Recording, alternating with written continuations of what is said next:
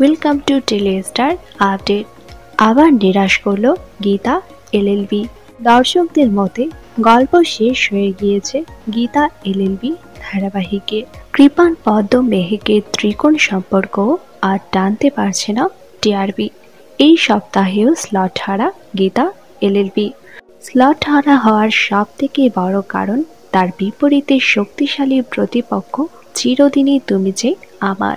তাই এই ধারাবাহিকের সাথে টেক্কা দেওয়ার জন্য এইবার নতুন ধারাবাহিক রানী ভবানী হয়তো আসতে চলেছে গীতা এলএলবির স্লটে।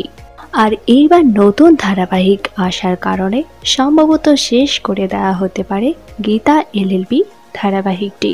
তবে ধারাবাহিকটি শেষ করারও গুঞ্জন শোনা যাচ্ছে চারিদিকে।